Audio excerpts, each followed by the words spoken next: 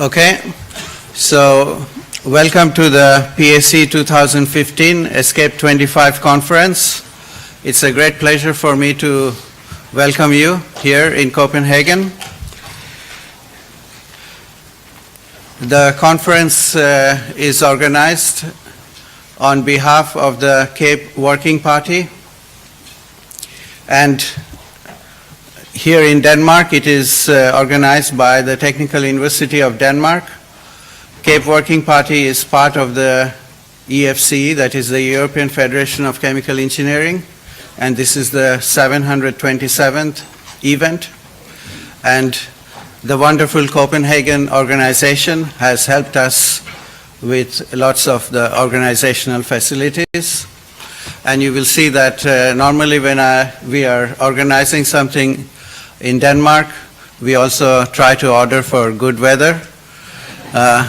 And there was some confusion about it, but from today I was told that the weather will improve. In fact, somebody told me that they never saw rain in Denmark until yesterday, because every time they came the weather was perfect. So from today onwards I was told that the weather would be improving. And as you see, Copenhagen is a very friendly city, and it is very green. It has a lot of facilities that you would like. We don't want you to go out during the sessions, but afterwards you are most welcome to try the different features. I should start with also the sponsors who gave us funds to help with different aspects of the organization. So thank you for all the sponsors. And you can see on the side of the room, we are also advertising this. And then this opening session, I should also mention that this is a PSE plus ESCAPE. So the PSE Executive Board is also involved, of course, with this organization. And yesterday, Rex Reklatis took over as the chair of the PSE Executive Board. And then Jiri Clemens is the CAPE Working Party chair, and Jean-Marc Leland is the EFCE Scientific Vice President. So I will ask them and invite them to come and say a few words of welcome, and then I will give you a short overview of the conference. So I will start with Rex first.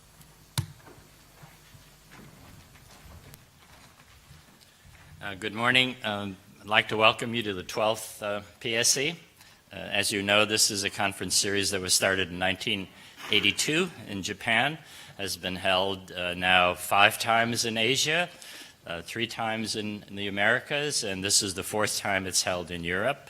It's really a pleasure that our colleagues here at the Danish Technical University have taken on the job of organizing this conference, and as you will tell as the conference proceeds, it's really an enormously ambitious conference, the largest of the PSE series that I can recall. And of course the venue is always better than the one prior to it. It's really great to be here. I think this series covers all of the areas of process systems, from design to control to operations, and all of the numerics and algorithms in between. So I'm sure you'll be really stimulated and excited by the wonderful program that's been put together. So welcome.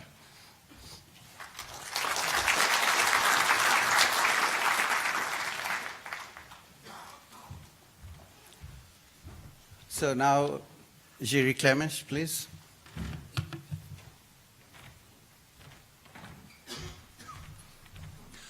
Good morning, everybody.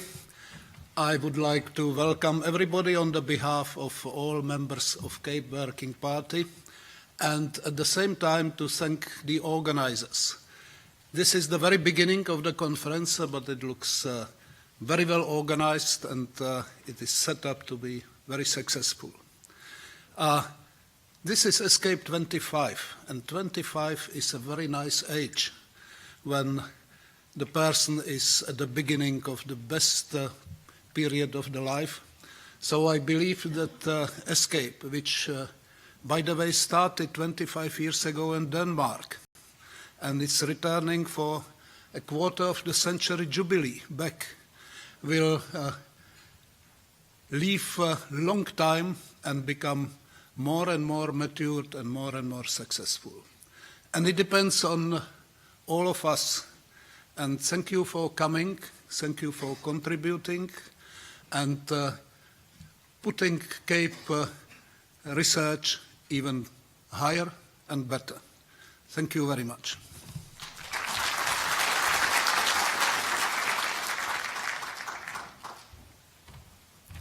And then Jean-Marc Leland.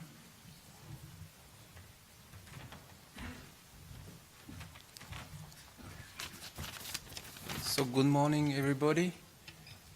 Today, as acting scientific vice president of FCE, it's a very great pleasure on the behalf of FCE to see you so numerous in Copenhagen for this joint conference between two famous series events from PSE and ESCAPE.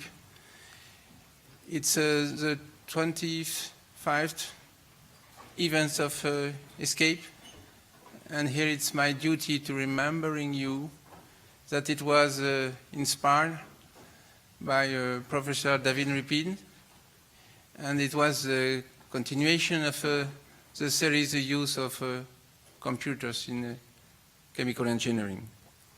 So what I can say is that I will hope long life to PSE series, long life to ESCAPE series, long life for the joint conference, where I see more and more experts, young scientists, which is very important for our future, and aficionados.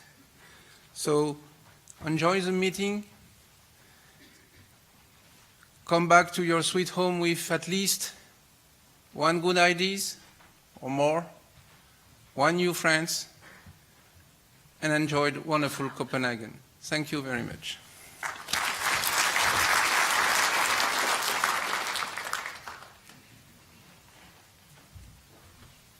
So thank you very much, Rex and Jiri and Jean-Marc. For the rest of the time here for this opening session, I will tell you briefly about the organization and some of the programming aspects. So first, some of the scientific highlights of the program. I won't show all the pictures of all the speakers. You have all these in the technical program already. We have 4 plenary sessions with 4 speakers. And then we have, I think, around 15 keynote sessions with 41 keynote presenters. Then around 31 oral sessions. These would be parallel sessions with around 150 presentations. And these are 20-minute presentations, including question answers. And then there are 36 oral highlights plus poster, meaning that each of those poster presenters have 5 minutes to tell about their posters. And then there would be 3 poster sessions, and the poster sessions will have slightly more than 100 papers every day. I should also mention here that the Computers and Chemical Engineering Journal is actually sponsoring the plenary sessions, and the poster sessions are sponsored by Elsevier. The proceedings volume could not include all the papers that are to be presented here because we had an upper limit of 3,000 papers, and then you can already count that 3,000 papers and the number of papers being presented, we cannot include all of them. So we had asked voluntarily for people to remove some of the papers, and they did. We thank those authors very much for allowing other papers to be included. And the proceedings volume has 435 papers.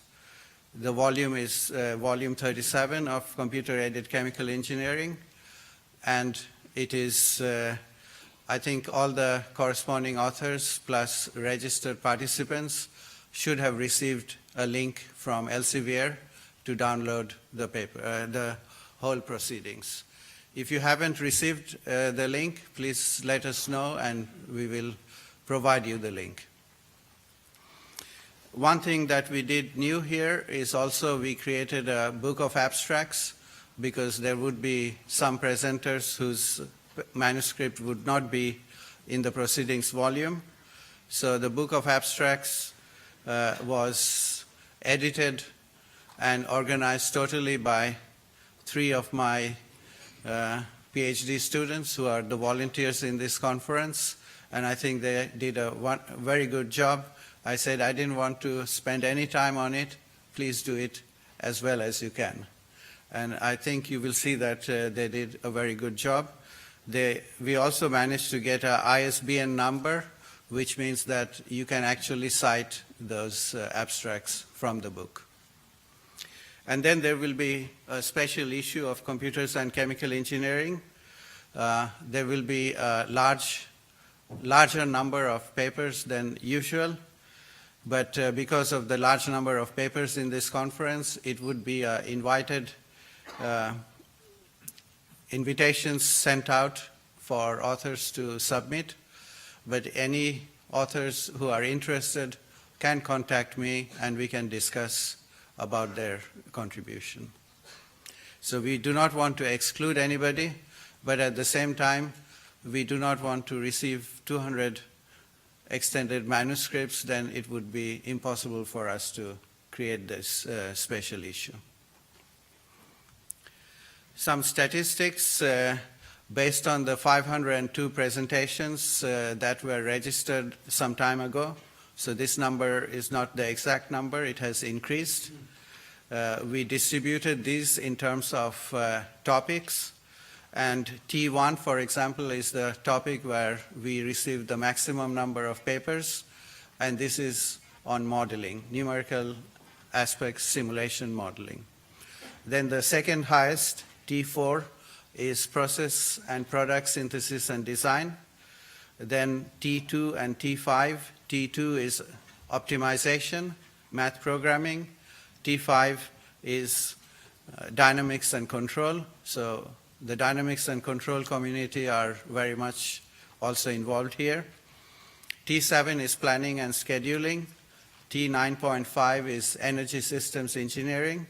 T9.6 is environmental engineering. So we have a very wide range of topics, and the papers, the graphs in blue are oral, and the one in brown is posters.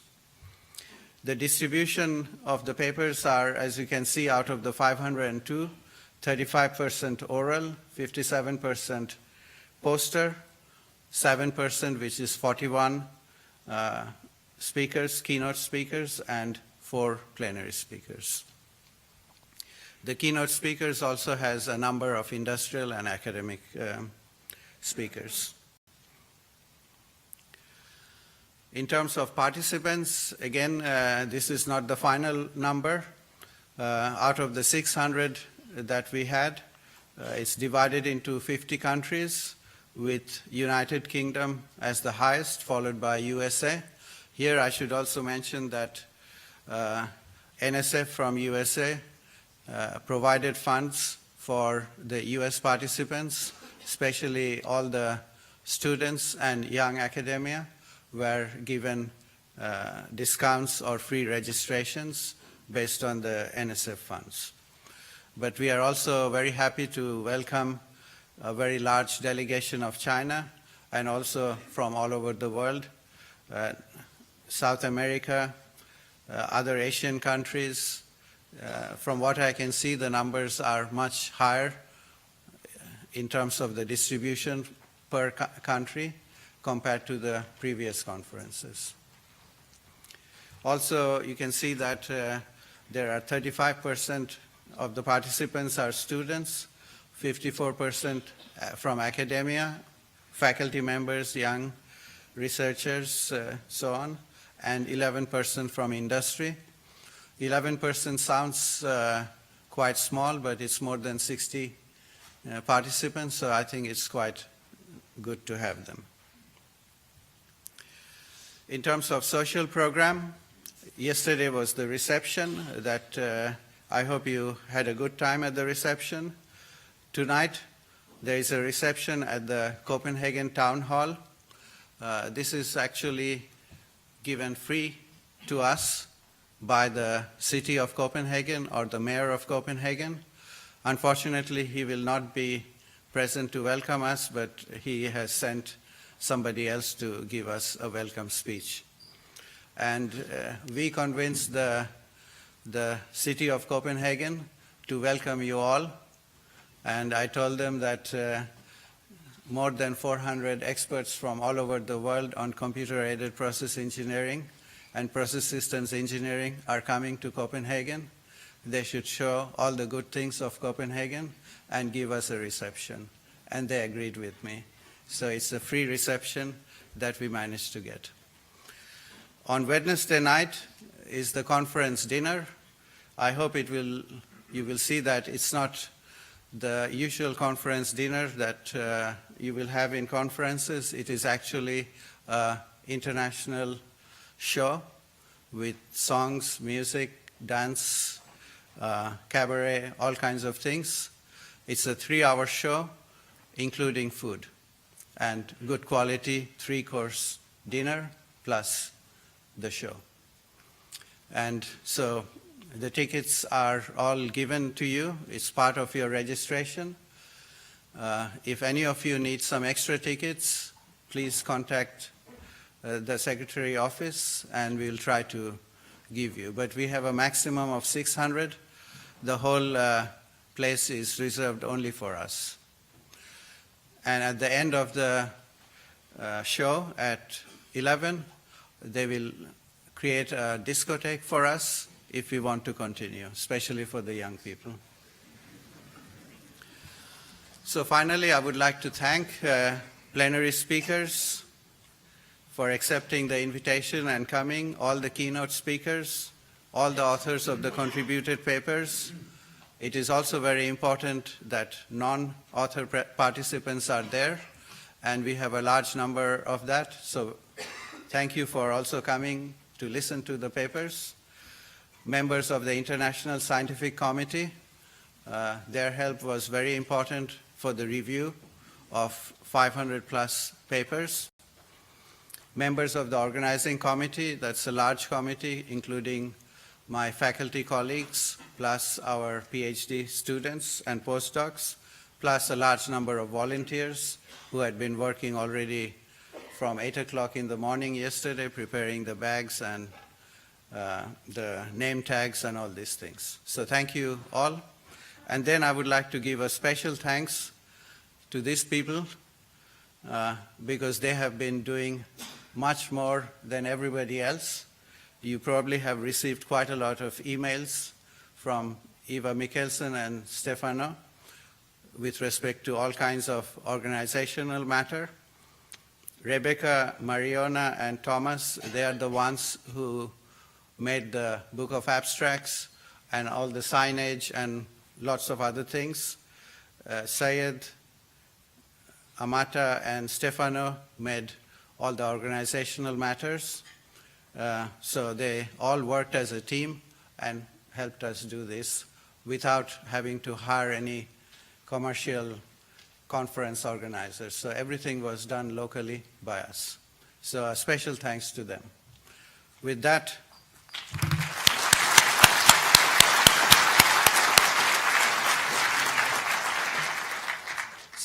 I will finish now. I just hope that and wish you all a very good time here.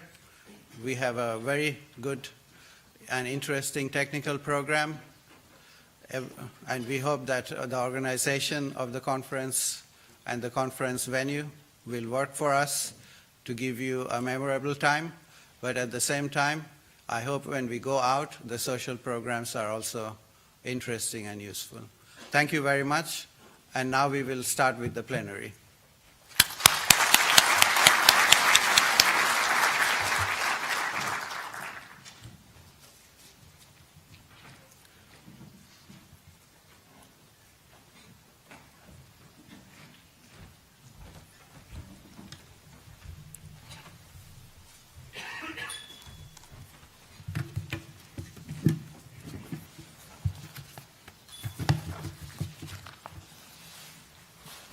Good morning. Good morning, everybody.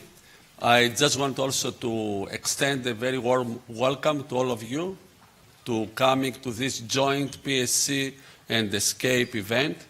A particular note of thanks to Professor Rafik Ghani and his team for actually making this successful event. First of all, from participants, it's great to see so many of you here. This is a vote of confidence for the process systems engineering and the CAPE communities.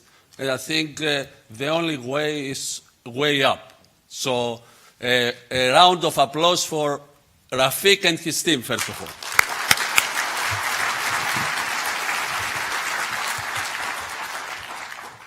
I think you will also agree with me that there is no better kickoff for a conference like this, not a better representative of the values and of the dimensions and parameters that define the process systems engineering spectrum and the CAPE community than our speaker who is going to give the inaugural plenary lecture. So a very warm welcome to Professor Ignacio Grossmann. Ignacio is the R.R. Dean, University Professor of Chemical Engineering at Carnegie Mellon, where he was, as many of you know, also a very successful head of the department there for quite a long time, and now he heads the Advanced Center there for process decision making.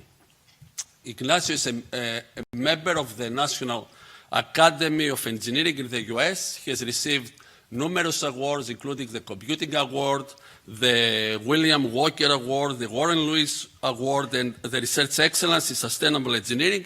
He is a very prolific author with extensive citation, named in the 2014 Thomson Reuters as one of the most highly cited people, one of a very few in the chemical engineering profession. And he has a very impressive academic tree. Recently, we celebrated his 65th anniversary with over 200 plus academics around the world in eminent positions. He was also named one of the 100 most influential chemical engineers of the modern era, so it gives me a great pleasure to introduce Professor Ignacio Grossmann, who is going to provide us a map of recent advances in mathematical programming techniques for optimization under uncertainty. Ignacio. Thank you.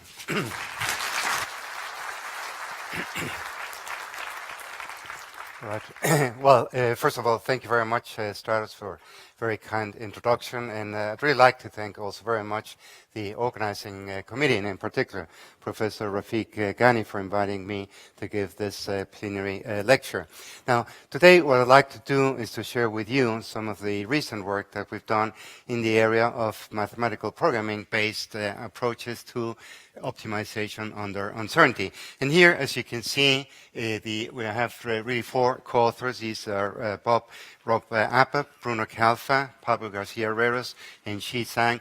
And it's really through them that I'll be based the presentation, because it just so happens that the four of them are actually doing their PhD in areas related to optimization under uncertainty. I think if we look at the motivation for this area, it's of course very clear that we deal with problems in process systems engineering, whether they're synthesis, design, scheduling, control. There's always, of course, a great deal of uncertainty, especially in terms of the parameters that, we use in these type of models. So if we look at design synthesis, we have, for example, uncertainty in the quality of the feedstocks. We have kinetic constants, transfer coefficients that are uncertain. If you look at supply chain planning type of problems, things like product demands, prices, yields, again, are all usually highly uncertain. So the basic questions that we face when we want to approach this problem is really of three types. The first one is, how do we actually model these problems? Because it's not easy to always articulate what we really want to accomplish in a problem under uncertainty. The second one is that, unfortunately, very often the computational time required is not one, but sometimes several times orders of magnitude longer than a deterministic model. So how do we effectively solve these models? And the third one is the quality of the input data. The question is, can we make use of historical data and forecasts to improve the accuracy of these type of models? Now, I should start out by saying that actually the area of optimization under uncertainty is not really new in process systems engineering. If you look throughout the history, we'll see that during the 70s there were a number of interesting papers published in the area of optimal design under uncertainty. And subsequently, in the late 90s, early 2000, there was the shift towards planning under uncertainty. Then the other area that received attention is robust optimization. I'd like to point out the fact that there was this very interesting paper by Rex Recladis in 75 that was essentially, I would say, 34 years ahead of his time. And then the other approach that has also received attention is chance constraint, although it's been somewhat smaller. And here the lead has been taken by the group of Professor Watson at the Technical University at Berlin. So when we look at these type of different works that have happened, again, a big issue is, again, what approach are we going to use to anticipate uncertainty? And here, that's where different models arise. For example, if we assume that we have a deterministic uncertainty set, then usually the major concern in robust optimization is to ensure feasibility for that uncertainty set. And that's shown here in the figure, where basically the idea, you have the uncertainty set given by the set U. You want to make sure that it is inscribed within the feasible region. Now, but often, of course, we assume that the uncertainties are described as some type of probability distribution function. And here the natural framework is stochastic programming. In stochastic programming, usually the major objective is to optimize the expected value, which is sort of the average value. But another very important concept in stochastic programming is the idea of recourse, meaning that actually you have two types of decisions, sort of the here and now, which is the stage one. You need to make a decision without knowing how the uncertainty will be revealed. And then the other one is a recourse decision, which is those decisions where you can wait and see until the uncertainty actually realizes. The other thing that also makes the problem complicated, you can also add, for example, some risk measures in order to try to take care especially of the tails of the distribution. And the other approach related to distribution function is the so-called chance constraint optimization. In many ways, it's actually also very much related to robust optimization, except that here we work with the probability of meeting the constraints, which in general is in fact a much harder problem because you need to integrate the distribution over the feasible region. Now, if we look at all the work that has taken place, obviously there's been important advances, but one of the issues that actually the impact at the level of industrial practice has been somewhat limited. And it has been somewhat limited because, again, there are some important issues and problems. And I would say, if I had to point out two major reasons, the following. First of all, the problem of optimization under uncertainty, we could say, is kind of an ill-defined problem. Ill-defined in the sense it's not simply a unique formulation like the one that I've indicated here. So that's one major problem. But the other problem is, again, the scaling. Scaling, when you increase the problem size, computational expense is a major challenge. So what I'd like to share with you here are some of the challenges and barriers that we, will try to overcome in this area. And the first one is the question, how can we make robust optimization to be, if we wish, less conservative? Because that's one of the major criticisms of robust optimization. The second one is, yes, we want to apply two-stage, maybe multi-stage stochastic programming. Can we do this effectively from a computational standpoint? The third major question or challenge is a question of dealing not only with the usual exogenous uncertainties, but also with endogenous uncertainties, which, as we're going to see, greatly complicate the formulation of these problems. And lastly, again, there's the issue of improving the quality of the information that we have using historical data and forecasts in our models. Now, I should mention that actually in this presentation, we will be restricting ourselves to linear models, mainly linear programming and mixed interlinear programming. Now, of course, the extension to nonlinear usually follows, but it's of course also a major step that I'd like to recognize from the very beginning. So if we start with the area of robust optimization, mathematically in its most general form, it has the following form where you want to minimize the worst case for the objective, so you maximize with respect to the parameters u, and subject to the constraint that you want to satisfy the constraint g of x for every point u in the given uncertainty set. Now, usually this problem can be reformulating by placing the objective function as a constraint, so in that way you're really dealing with a problem with an infinite set of constraints. So for that reason, conceptually, at least this problem corresponds to a semi-infinite programming problem. And this problem, if you look at the literature, Bental, Bertimus, two major references here, usually the starting point is a linear programming problem as the one that I've indicated here. Although I should mention the extension to the mixed integer case is usually in that sense fairly straightforward. And here, the way the problem is usually addressed is to realize that the uncertainty set could be, taken different forms, could be simple lower upper bounds like this were indicated here, or could be some type of Warren norm, or could be a more complex description of the uncertainty set.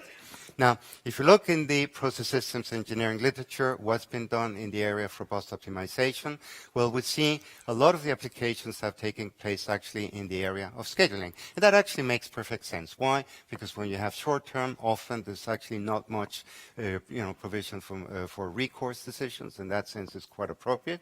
But it's also been applied, for example, to supply chain, and very recently also in the area of process synthesis.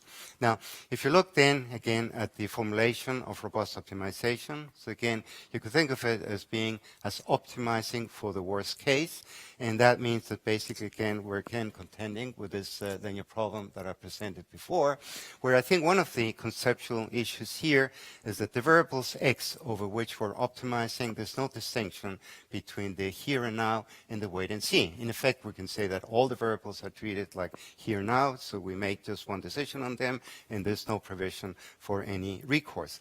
And here again, it turns out even in the linear case, this may not be such a simple problem. It all depends on how we have the description of the uncertainty set. If it's a simple polyhedral, it's usually fairly straightforward. If it becomes nonlinear ellipsoidal, that could start to become a little bit more complicated. But the point is that so far, if you look at most of the work on robust optimization, it does not account for recourse. And here I would say the nice and important development that has taken place is in 2004, seminal paper by Bental in the journal Mathematical Programming, where the idea here is that we're now going to make a distinction between the x1 and the x2 variables. So x1 is as before the stage 1 variables, and x2 are variables that are going to react according to the realization of the uncertainty. And the idea then here is that we're going to apply what is called sort of the robust counterpart, because robust counterpart means essentially we're going to apply duality theory on each of the constraints and transform the problem into a single optimization problem. And as you can see here, the key point is the variable x2 is now going to take reactive actions according to the realization of the uncertainty. Now, how can you reformulate such a problem? Well, the idea is that if you have a description that is, say, polyhedral or maybe conic in nature, the problem is tractable in the sense it's solvable in polynomial time. And here what we're doing, we're representing the matrices A1 and A2 as ones where you take a nominal point and you have the contribution of the deviations that are affecting then directly the uncertainty, uncertain parameters. And the idea here, and this is the key point here is to postulate, and this is a linear decision rule, we're going to postulate that the recourse variable is a linear function of the uncertain parameters. So the coefficients to be determined here are the Q0s and the QL that we want to determine in order to anticipate that recourse action. And how do we do this? Well, again, we'll assume linearly. This is called the affinely adjustable robust counterpart. It turns out that if you assume that for the matrix A2, okay, we do not have any deviations, so all the uncertainties in matrix A1, this problem does become tractable. And essentially what you can do is you can then formulate this problem and apply very much the same approach that we use for the case where you have only stage 1 variables. And this is illustrated here in the next slide, where essentially what we're doing, we take the formulation I presented in the previous slide, and then for each constraint, you maximize it, applying a dual formulation, and this is basically the formulation that you end up with. So basically the concept is we're converting an LP with uncertainty into another linear programming that of course is extended in size, but it's still, reasonable in terms of the computation. And I should also mention that this idea can actually also be extended for the case of multi-stage optimization. Now, the reason we got also especially interested in this problem is to think at what is the geometric interpretation, when we do anticipate recourse. So here let's assume that I have 3 variables, design variable D, that's a typical here and now, Z is a recourse, that typically would be a wait and see, and U is the uncertain parameters. So let's assume I have this simple optimization model. I want to minimize the design variable D, and I have a set of constraints that involve the uncertain parameters, the design variables, and also the control variable Z. Now, in the case where we do not make a distinction between D and Z, and we solve the problem applying the robust counterpart, this is the optimal solution. D is equal to 2 and Z is equal to 2. And if you want to see geometrically what this means, geometrically if I plot here uncertain parameter U versus the control variable Z, for these parameters this is what basically bounds the feasible region. In fact, if you look at the uncertainty set, which in this case is defined between the values of 1 and 2, you can see that with the solution Z equals 2, we exactly achieve feasibility within those constraints. So we've opened up the constraints so that with a single choice of the value of Z, we can then meet the constraints over that uncertainty set. Now, what happens when we use the recourse idea, the fine adjustable recourse? So here we're going to postulate that the control variable Z is the linear function of U. Then again, we apply the idea of the duality theory. And then if we solve the problem, we find that D is equal to 1. In fact, this is now the feasible region. So we have now a feasible region that's in fact much tighter. And not only that, but what's also interesting, if you plot the recourse variable Z here that we have at this point, you can see, you can see that actually corresponds to the red line. I think I lost the light here. I do have a backup here, just in case. Let me see. Lost here the lights. Yeah. Okay, yeah. So the red line that you see here actually corresponds to this control function, and essentially what it's doing is achieving feasibility over set U. So in other words, we're achieving less of an over-design because we're being less conservative. The other interesting point, as you mentioned here, the ideas of linear decision rules are in fact also very much related to the work on flexibility analysis, where I'd just like to point out flexibility analysis in some sense is actually more general than what we have here. Now, we've applied this to a problem that is related to a project that we've had with Praxair. It deals with the integration of an air separation unit with cryogenic energy storage. And the idea here is basically the following. So what we have is an air separation unit where we're producing oxygen and nitrogen, both in the form of gas and in the form of liquid.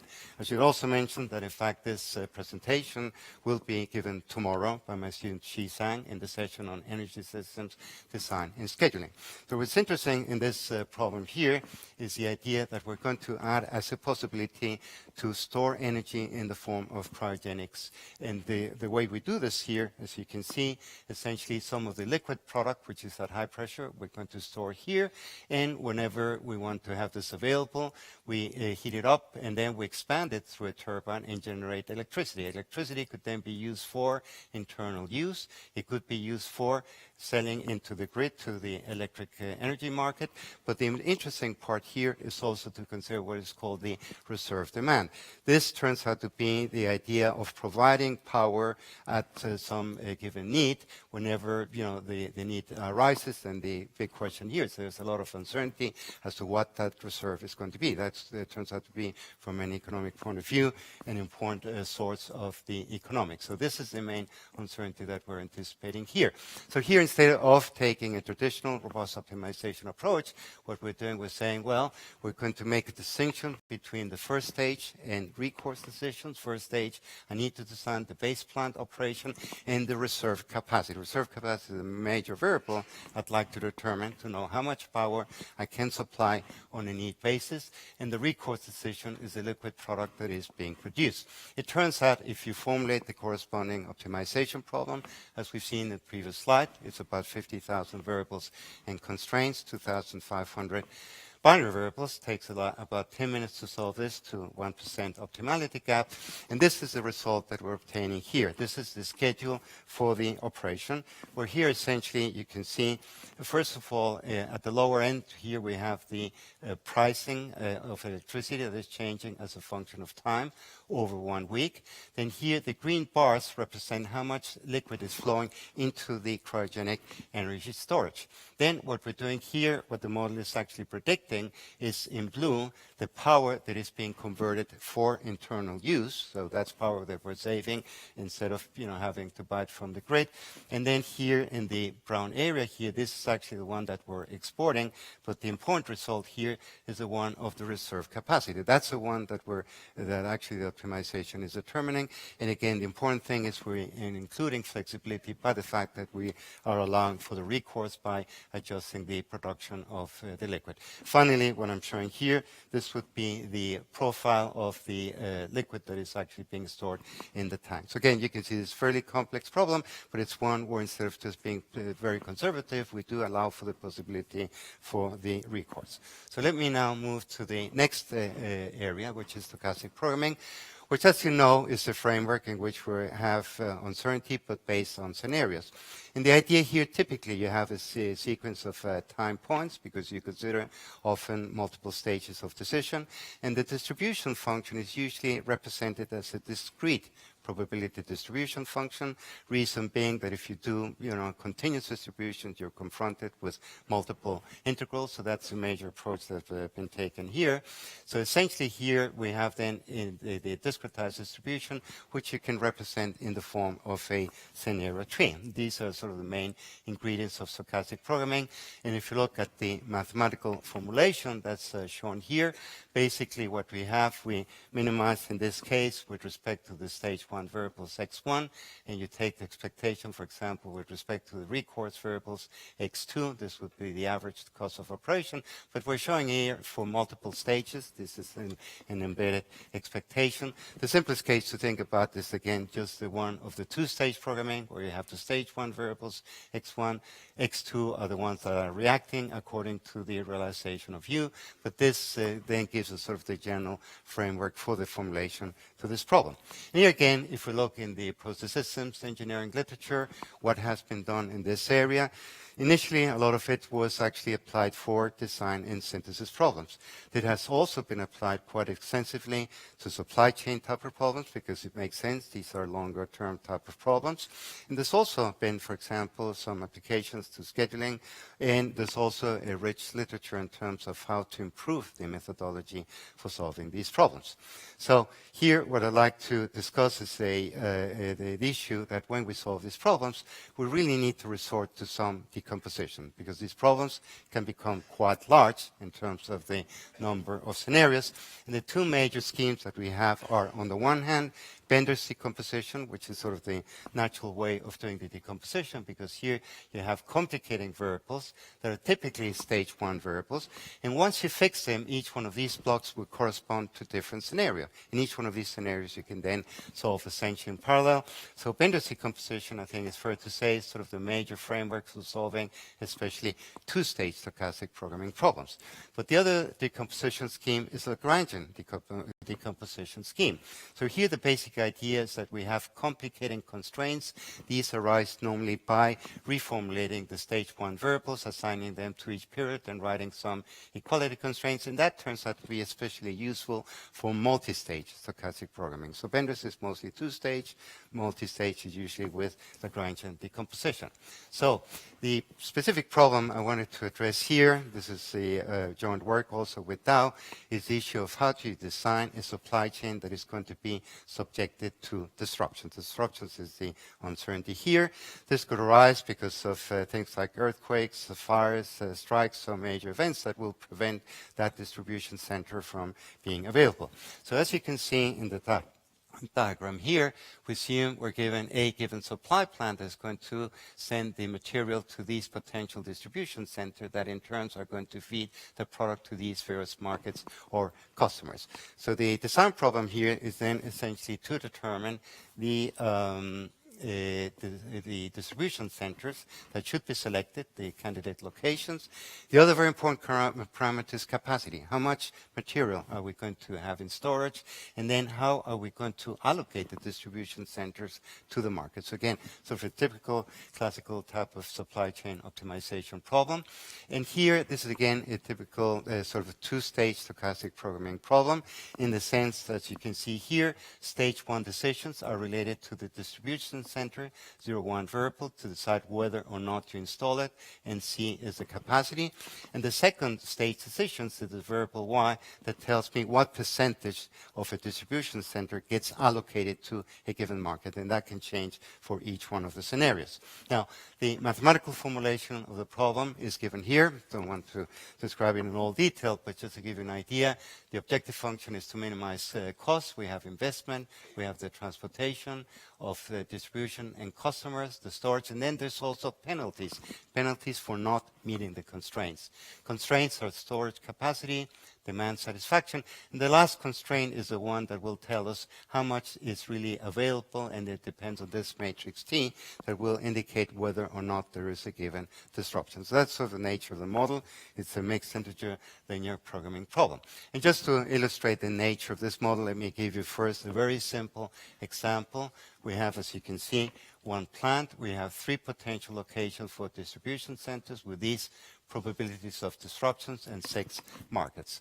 So in this case, if you formulate the problem first in a deterministic fashion, assuming there's no disruption that will take place, the optimal solution, as you can see here, is to have these 2 distribution centers. This one is actually not needed. The first one is assigned to the first 3 markets, the second one to the other 3 markets. And this is the investment cost as associated, $279,000. Now, what happens when you do anticipate disruptions? There's actually 8 different scenarios here. So what happens, you can see now in this case, the structure changes. We are adding a new distribution centers, and we're actually also increasing the capacity of storage in these centers. Now, obviously that will increase the investment, as you can see here, but when you account for the penalty for not meeting the constraints, you can see that in terms of total cost, this is $600,000 versus $1 million if we do not anticipate the effect of the disruption. So that's sort of the nature of this type of problem, to try to predict the system, for these unusual events.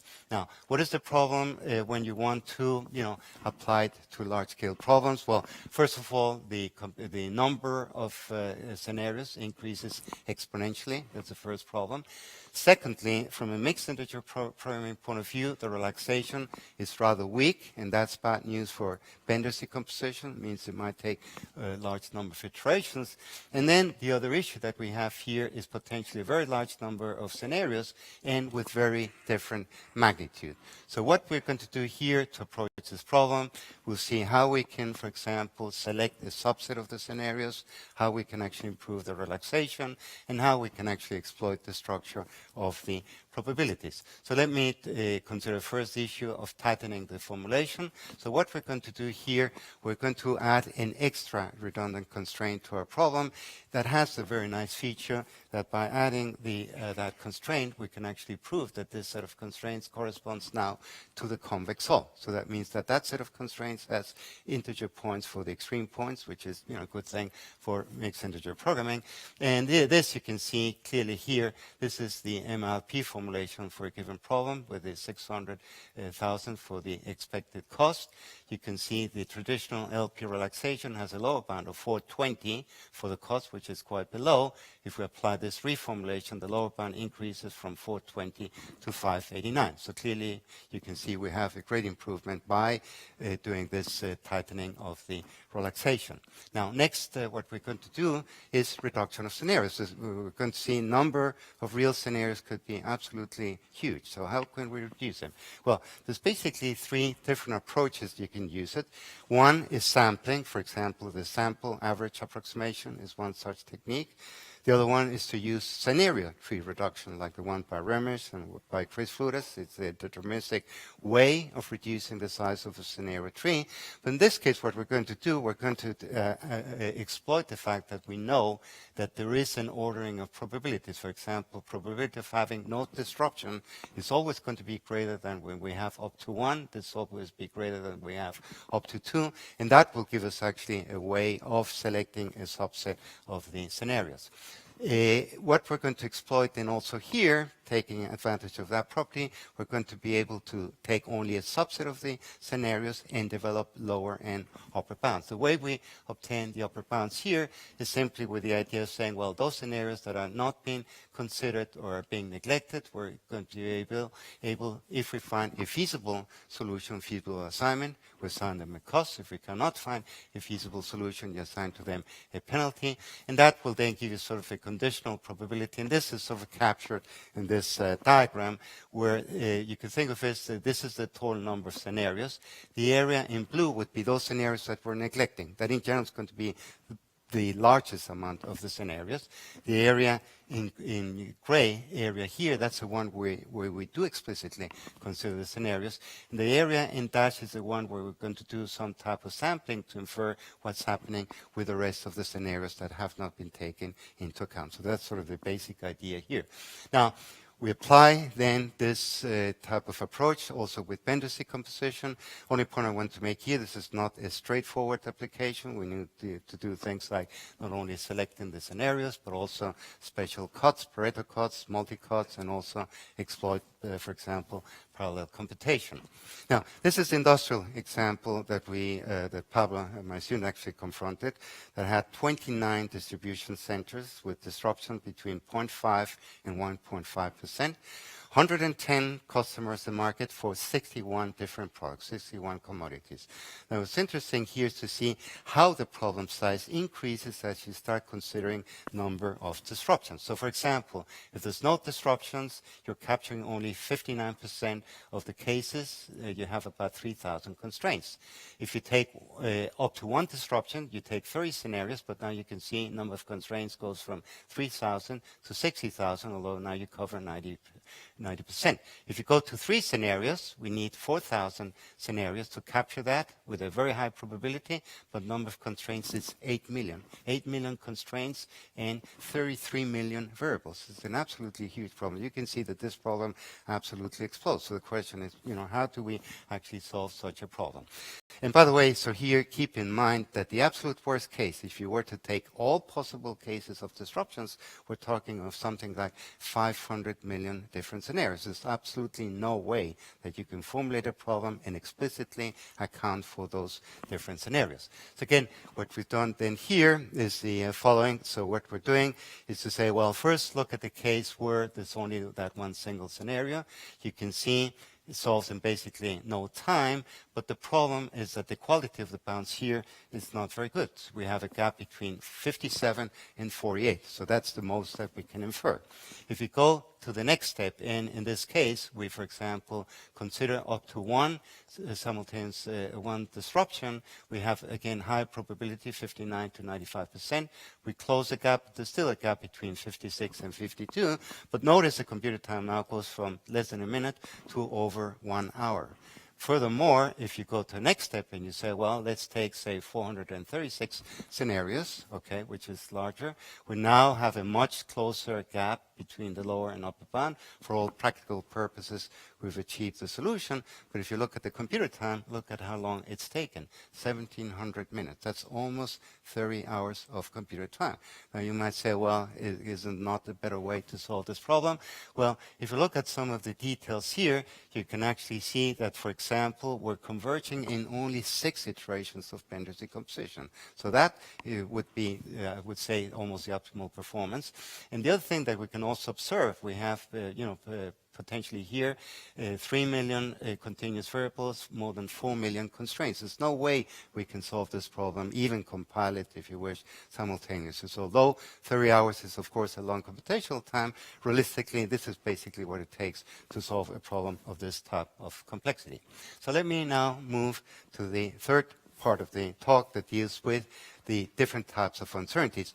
It turns out if you look at the literature, essentially all of it deals with what is called exogenous uncertainties. Exogenous uncertainties mean that these are uncertainties where our decisions do not affect at all, if we wish, the distribution or their realization. Example could be price of crude oil. It doesn't matter whether I decide to install or not a refinery, that's going to be the price of the crude oil. But there are other uncertainties which are called endogenous uncertainties, where these uncertainties are affected by the decision. And in particular, they're affected, for example, by the timing when we make those decisions. And an example here is the size of a reservoir. If I go and I drill a well at some point in time, then that uncertainty becomes relevant. But if I make a decision not to drill, for example, a well, that uncertainty is not even realized. So it's a conditional to making decisions. Same thing is, for example, in the case of clinical trials, where if you perform the test of a drug, then that uncertainty will be realized about the efficacy. But if you don't happen to the testing, that will simply not even be realized. Now, so here again, if you look at the work that has been done, this is very, very small amount of work in terms of the literature. Here, I'd like to acknowledge the pioneering work by Jon Spratten. This is a PhD thesis in Norway, where for the first time this was identified as the two major type of uncertainties. And if you look at what's been done in the literature, well, a good part of it has been done by our group at Carnegie Mellon related to oil and gas field process networks. Christos Maravellas has also done some nice work for pharmaceutical clinical trial planning. And Natasha Boland at Australia applied it to open mining problems. But it's very scarce, the literature. What's even scarcer if you look at the problems that are related to both exogenous and endogenous at the same time. Right now, to my knowledge, there are only two papers that have been published on that problem. So the area, I would say, is wide open. This clearly deserves attention. Now, why there is that complexity? Well, let me try to walk you through, how we construct scenario trees and how scenario trees for endogenous are actually rather complex. So in the case of exogenous uncertainty, what you have here at time t equals 0, you make a decision. Then the uncertainty gets realized with the two nodes that you can see here. Then at the end of that time period, you take a recourse action. You're going to take some corrective action here. Then the next thing that you do, you make a decision at t equals 1. Then the uncertainty gets revealed, and then you open these two nodes. So essentially here, what you can see, and again, at the end, we take again a recourse action. The main point or the main message is when you have exogenous uncertainties, the structure of the tree is fixed. In fact, a nice representation of that was developed by Rusinski with the idea of using so-called non-anticipativity constraints. Idea here, instead of using the tree representation, if you walk through this first path, that's scenario 1 that you have here, the second path, scenario 2 that is here, and so forth. So what you're doing here essentially with the bars, these represent constraints that are basically equating the states. So for example here, the y1 decisions that I make at the root node at this node are going to be the same as I have them here. So I have to write this as an equality constraint. So non-anticipative constraint just simply means we're adding equality constraints to merge, so to speak, the nodes, recognizing that they have basically the same piece of information. And that can be done rather nicely again with this type of representation when you have the exogenous uncertainty. Now, what happens when you have endogenous uncertainty? Well, what happens is, for example, the following. So let's assume I decide to invest in a given source 1, then the uncertainty will be revealed for theta 1, could be low or could be high. But then if I don't do any further investment, that's the size of a tree. That's it. It has not the shape as the one that we had before. So here clearly again, if you relate it to the Rusinski type of representation, the graph representation, what we're seeing here, the bars correspond to the non-anticipativity constraint that are saying, well, this node is really the merger of these two nodes in scenarios 1 and 2. Now, what happens again if I take different decisions? If I first invest in source 2, then this is low, this is high. In this case, let's say I do decide to invest in source 1, and this turned out to be a good alternative. And you can see what's happening here. The tree depends on what decisions I make. And this is a great complication that we have with endogenous uncertainty. Now, the question is, how do we treat this? Well, in order to be able to address this problem, obviously what I need to do is to develop sort of the equivalent of a superstructure for the endogenous parameters. So here, for each one of the scenarios, the dashed lines correspond to potential lengths that will enforce these non-anticipativity constraints. And, well, how do we model this? Well, the way we model this essentially is with a disjunction. We just simply say, if this Boolean variable is true, we're going to equate the variables, or we're going to enforce, for example, these bars. If it's false, we're just simply going to ignore it. And again, this is illustrated here in this figure.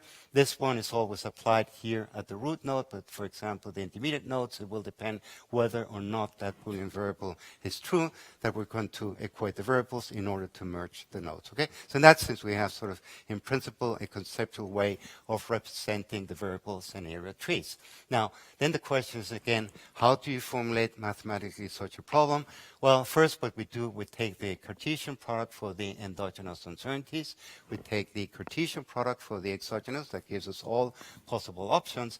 And then what we really need to do is to construct like a composite tree where we're merging both the endogenous with the exogenous uncertainties. That's given here by taking the product of the endogenous with the exogenous. And this would be, if you wish, the graphical representation. What this means here is really the following. At the high level, we have the endogenous uncertainties, where, for example, here I have two. This is the low-low, the low-high, high-low, and high-high. Those are the four different outcomes I can have for the endogenous uncertainties. And then for each of them, I have a subtree for the exogenous parameters. So I'm really like replicating the exogenous for each possible realization of the endogenous parameters. Now, this problem we can formulate mathematically as follows. So if you do the stochastic programming problem, well, this is the expected cost subject to the constraints for each time and for each scenario. So this part is fairly straightforward. The part is not so straightforward is the part that follows. All the extra equations I'm writing here is simply for the non-anticipativity constraints. Some of them, of course, are fixed, like for the first period, but here we have, for example, conditional constraints that are needed, for the corresponding binary or Boolean variables. So the main point here, or main observation, is because of the fact that here I need three indices for every time and every pair of scenarios, the number of constraints just explodes. And that's basically the computational challenge. So what can we do about this? Well, what we can do about here is essentially the following. We can eliminate actually some redundant non-anticipativity constraints, exploiting things like properties of symmetry, properties of adjacency, of transitivity, and of grouping. So exploiting basically what we're doing here, for example, in the case of symmetry, recognizing if I do scenario 1 and 2, I don't need to do scenario 2 and 1 because they're basically essentially equivalent. The big problem is that even with these eliminations, we're still going to be facing a large-scale optimization problem. So what can we do about this? Well, essentially we developed here two solution methods. One is a heuristic solution method, sequential scenario decomposition, which uses sort of the hierarchy of first concentrating on endogenous, and you fix those decisions, and then you concentrate on the exogenous. And we complement that with Lagrangian decomposition. Now this we have applied, we've had a collaboration for a number of years with ExxonMobil, where actually this idea of endogenous uncertainties originated. And what we have here, we're considering three different petroleum fields, 1, 2, and 3. The amount of oil in fields 2 and 3 is known. Here we have 560 million barrels of crude that we can extract. Here's 500 million barrels. In the case of field 1, it's unknown. So basically it's an endogenous uncertainty because it'll depend whether or not we're going to actually end up exploiting that field. The exogenous uncertainty is the price of oil and gas. That's basically the exogenous uncertainty. And what we're considering here is the potential of installing these floating production platforms that are going to be then assigned to the different fields for the drilling of the oil. Okay. Here also should mention the nonlinear performance of the reservoir. We model with piecewise linear approximation. to keep the problem as an MILP. Now, in this case, so what we're doing in terms of the problem, we take 5-year horizon. Investment decisions, again, which one of these FPSOs we're going to install. We also need to worry about how we're going to connect them to which field, and what is the schedule of the drilling. That's basically the first stage decision. The recourse here is to keep the level of the production. So here, if you look at the problem, even in the simplest case where I take, say, a good value and a bad value for the size of field 1, then I have 2 endogenous combinations. In the case of price, again, if I take high and low as 2 possibilities over the 5 time periods, I get 32. So I get a total of 64 scenarios. 64, at first sight, doesn't seem to be that large. But nevertheless, we'll see even that can do, quite a large problem in itself. So this is the optimal solution that we actually obtained. You can see expected net present value is $7.1 billion. And here, essentially, these 2 FPSOs are the ones that are being selected. This one is being assigned to field 3, this one to both field 1 and 2. And what's interesting here, when you look at the optimal solution, there is a lead time of 4 years once you make the decision. So it comes on stream on year 4. In year 4, we're exploiting fields 2 and 3, the ones for which we do have the information. There is no uncertainty. And then what makes sense here is to do the exploitation for field number 3 a year later, which is the uncertain field. So that's sort of qualitatively what the optimization model is doing, which actually seems to make perfect sense. Now, what about the computation? Well, you can see here, if you attempt a full space problem, essentially what happens, the main issue here is the fact that we have of the order of 7,001 variables, 300,000 constraints. Eventually, we run out of memory because the relaxation is not very good. Then for the reduced model, the good thing, we can reduce the number of constraints from 300,000 to 124. We get a 62% reduction. So that's significant. But you can see computational time is still of the order of 10 hours. Now, in this case, what proved to be actually quite remarkable is that with the use of the heuristic, we generate the solution, 7.1. With Lagrangian decomposition, we compute an upper bound to that solution. Now, that's only within a gap of 0.2%. But the important thing you can see here, total computational time is actually only less than 1 minute of computation. In less than 1 minute compared to something that could have actually taken 10 hours. So this is sort of one situation where, fortunately, we're achieving a very large reduction. So with this, let me just go into the last part of the talk and consider the issue of use of historical data. What is the issue here? The issue, we're putting together these models. I need to specify probabilities. I need to specify what the outcomes are. What numbers do I use? Well, the logical thing to do is to think, well, obviously we'd like to make use of historical data. And here again, this has been a project jointly with Dow Chemical for data-driven modeling of uncertainty, trying to make use of historical information to incorporate that in our models. This could be done. We initially did this for 2-stage stochastic programming. So again, here, the issue, the uncertainty C, which is exogenous in this case, how do you specify it? Where does it come from? Well, what values are we going to provide for that? So essentially here, the question that we wanted to address is, can we systematically generate scenario trees using historical information? And conceptually, we can see at the end, it's basically sort of like a parameter estimation type of problem where we compute the outcomes and the probabilities. So specifically, this would be the scenario tree with 4 different outcomes. So what I'd like to determine here in terms of the optimization are the probabilities. What probabilities should I assign to each one of those branches? And the outcomes. What are, for example, the amounts of oil that I have in the reservoir? What are the demands? Those are the numbers I would like to generate from historical data. Now, it turns out this problem has been addressed before in the literature by Hoyland and Wallace. Essentially, the idea, what they did, they matched essentially the data with moments, higher moments going from the mean to the variance, kurtosis, and so forth. And in that way, then they obtained values of probability and of the outcomes. The big problem that there is conceptually with our approach is you can very easily run into under-specification. So in other words, it means if the problem is small, you have enough data, to consume the degrees of freedom. But if you have, for example, more of these branches, or even worse, if you do multi-stage, then you run into under-specification, and then the problem does not have a unique solution. So here, to alleviate this type of problem, what we did, we considered as additional information that we can feed into the model the use of an empirical cumulative distribution. This would come from historical data. You can actually infer such empirical distribution function. And then the idea is simply to say, well, take, for example, the first outcome has a probability, for example, of P1. The second one is probabilities P1 and P2 and so forth. So that then allows us to add additional constraints to the parameter estimation problem. And this we can see then in the next slide. This is the original formulation by Holland and Wallace. So the objective function, we're minimizing weighted error between the information in the tree, the moments, and the covariance. That's essentially what you have in this term, the moments and the covariance. Then you have the constraint that the sum of probabilities be equal to 1.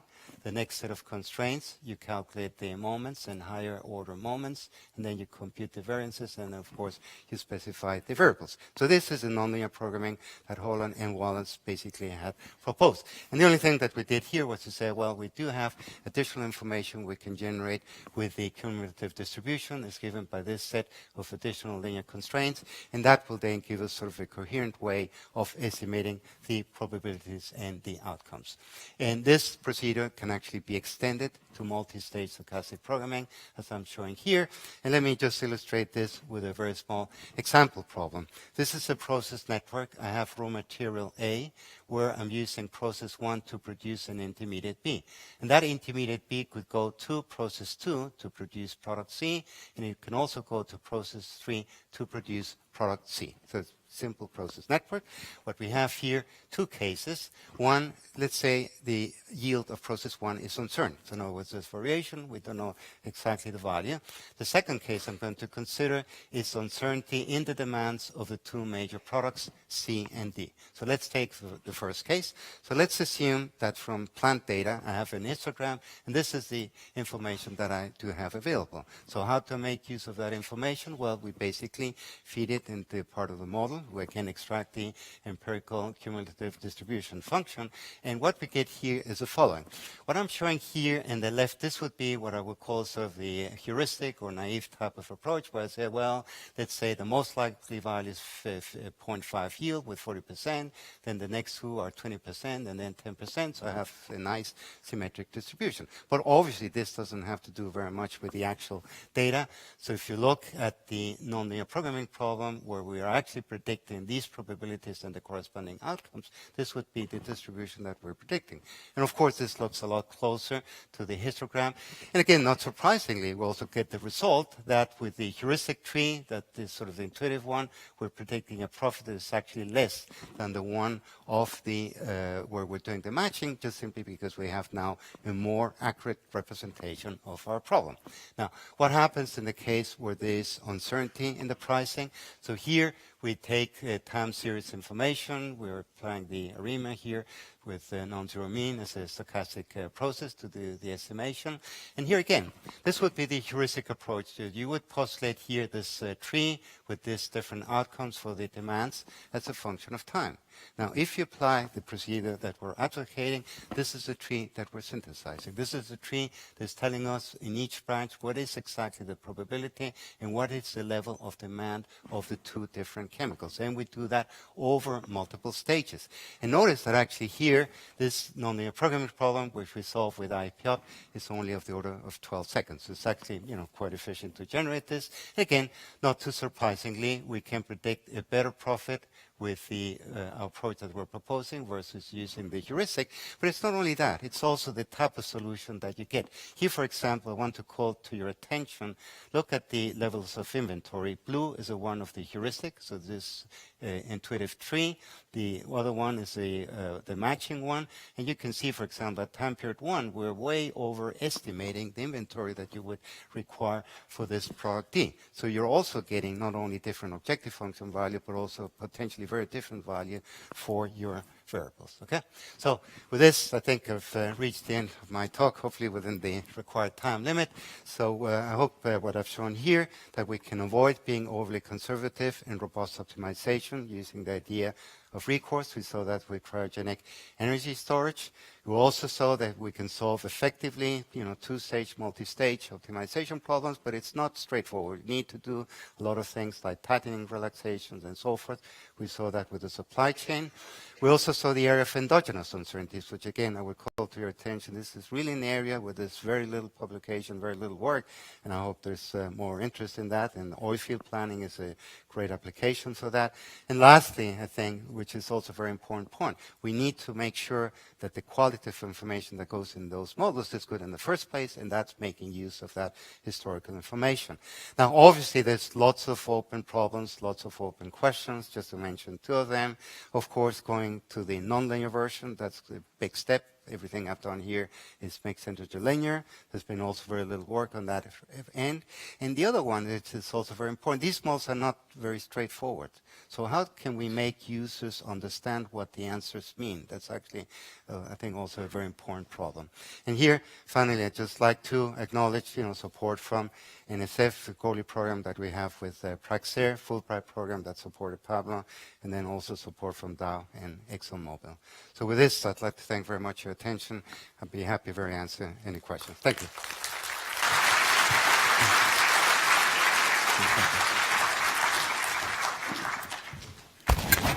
Thank you very much, Ignacio, for this presentation and opening lecture.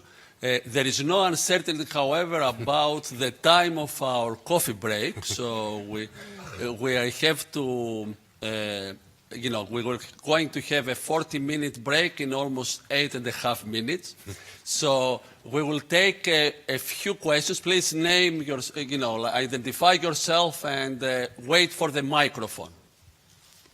So here is one. Professor Jay Lee.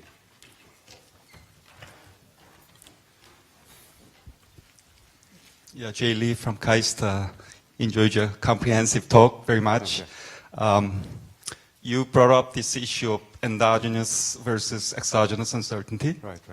And also going to problems with multi-stages, with many stages, scenarios are going to be exploding. Right. Now, I'm from the control community. Right. We face this problem all the time, right? With most uncertainties in control are endogenous uncertainties. And we usually solve very huge multi-stage problems, even infinite horizon problems. Okay. And the way we dealt with, I'm not saying that we have been successful in getting the answer, but the way we have been approaching this is very different from what you've been talking about. That we are used to state space formulation, so something that's equivalent would be Markov decision process type. Right. And then the tool that would come up is dynamic programming. Right. And of course, you have the curse of dimensionality, so you go with approximate dynamic programming. Some of those work wonderfully for inventory type problems and so on and so on. Have you looked at any of those approaches, and what is your perspective in terms of using some of those control oriented approaches in these types of problems? I think specifically, and you have a good point. Obviously, I did not cover here all the approaches I missed, for example, also fuzzy programming and so forth. There's a whole set of other approaches. Now, the thing with approximate dynamic programming that I would say is kind of an issue, at least for many of these problems, is a part of a model. Because usually to effectively apply, and probably you know that better than I do, when you do dynamic programming, you need to discretize somehow the space. And that's where the difficulties usually come in when you have equations that involve things like mass balances and so forth. It's not always trivial to see how you do that type of discretization. We actually do have at Carnegie Mellon a colleague of mine, Nicola Secomandi, in the business school. He's very much an advocate of approximate dynamic programming, and we have these type of discussions. So keep in mind, I do have to admit, the approach that I've presented here is very much based more on what I call math programming, where the starting point is really the model itself. And in that sense, it tends to be a more, if you wish, intuitive approach. But having said that, obviously there are applications. I remember one application that had to do with design of elevators in a building where actually approximate dynamic programming was the way to go. But the reason it was very successful is because we could actually discretize basically the state. That was pretty much it. And that's, I would say, a complication that at least at first sight is not so trivial to overcome. Okay? Yeah. Any other questions to Professor Grossmann? Anna. Okay.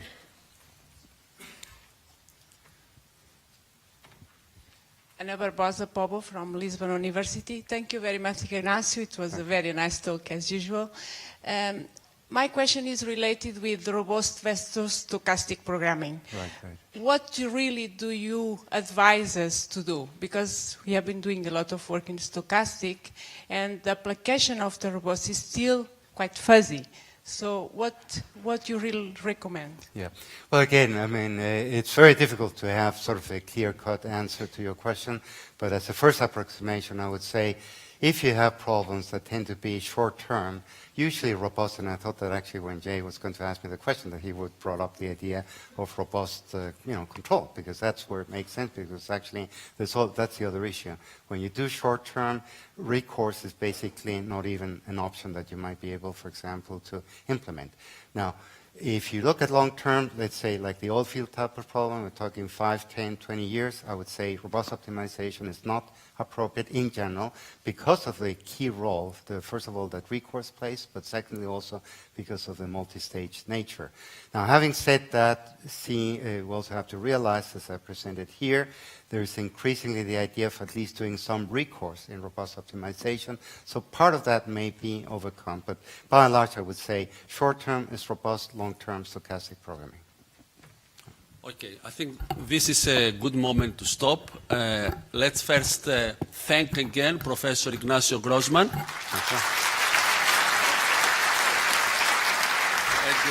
Ignacio, as a token of our appreciation, would like to thank you for your opening plenary lecture. Okay, thank you very much. Thank you. Thank you. And there is going to be a small announcement. Yes, thank you. Yeah. Sorry, thank you guys for all coming, staying one more minute. Just about the logistics for today. If you have any questions about anything, don't forget to look in the program or the app. Most of your questions should be answered, otherwise come find organizers. Hopefully we can help you. There's a break downstairs in Hall A, so you go down the stairs and straight through the doors, and there's a coffee break until 10:30. The lunch will also be in Hall A and just downstairs in the foyer where the reception was last night. And then tonight for the reception at the town hall, there will be taxis and you can take the metro, etc. to the town hall. Just don't forget to bring your ticket. They won't let you in without the ticket you got when you went to the registration desk. So that's it. Thank you and enjoy the coffee break.